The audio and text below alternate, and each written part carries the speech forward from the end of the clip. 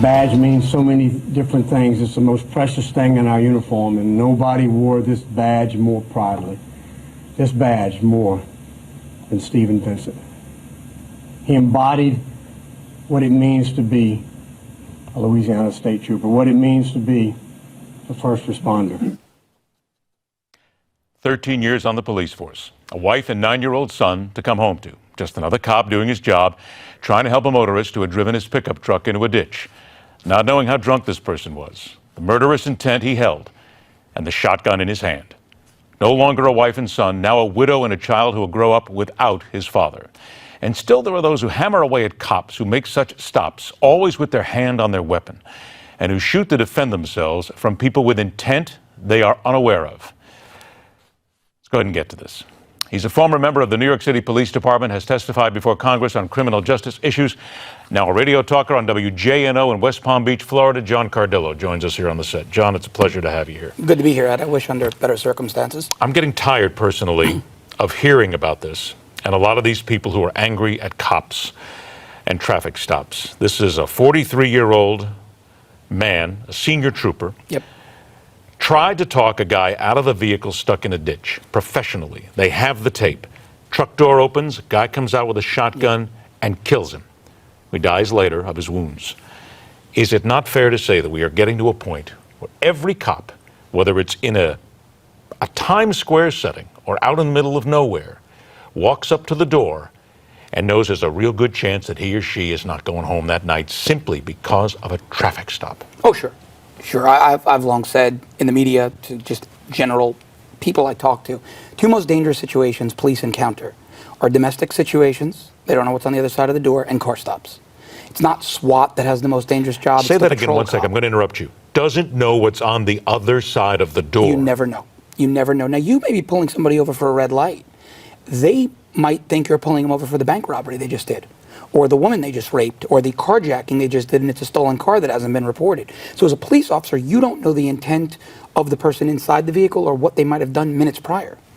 Are we at a point, though, now where the beat cop, the guy working the small community out in the middle of nowhere, and the city cop both have exactly the same fear when they walk up, but they're also thinking of the video that's rolling, the media, the lawyers that are going to get involved, and they're just it almost seems to me like there might be a hitch in their step, afraid of what they might have to do. Absolutely. And I think we don't have to speculate. The detective who was pistol whipped in Birmingham, Alabama, said as much. He said, I hesitated. I didn't pull my weapon. I didn't use force because I was afraid of how I was going to be judged in the media. And judged by the public, though. Correct. Because it's the other thing, because they're afraid that they're going to be outed. They're afraid that even if they do their job, they're going to have members of the general public who will come searching for them. Because is that not true that once their name gets out there, there are those people who will make them a target? They become a trophy. Oh, sure. The media is indicted. The media indicts police officers to do right.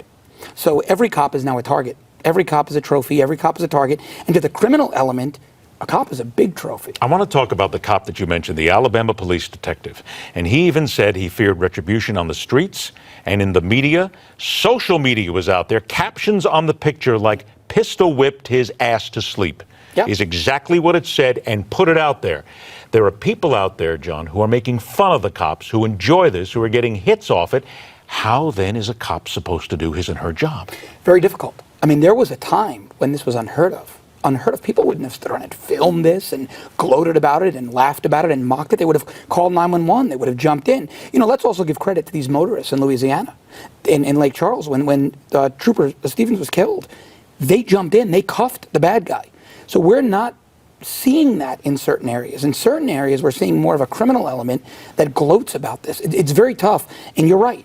It's now the same in a big city. It doesn't matter if you're a cop in the Bronx or the most rural community in Indiana. You're facing the same fear because social media, the broadcast media, has done such a great job of vilifying police that too large a segment of the population is now anti-police. What's the answer then? I got about a minute left, so let's try and find a solution here. Other than trying to weed out the what I call arrogance of cop by people who believe that they can do anything, anytime, anywhere, and not have to worry about the consequences. I think it starts with the media. I think the media has to wait and let results of an investigation come in before they indict. I think it does more damage than good when they say, white cop kills black unarmed teen. Before the facts come out, it turns out the teen was not a teen and wasn't unarmed.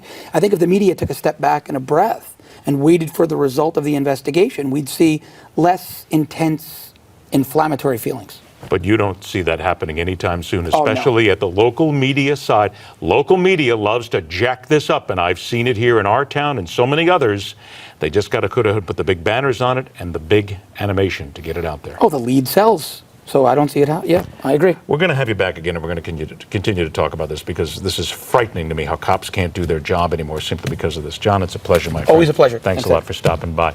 All right, now let's ask you, what do you think about this, and where do we go from here? And what about that arrogance of cop? Tell us what you think. Email, Facebook, and Twitter. Stay with us. Coming up next, telling it like it is on the fastest 60 minutes in news.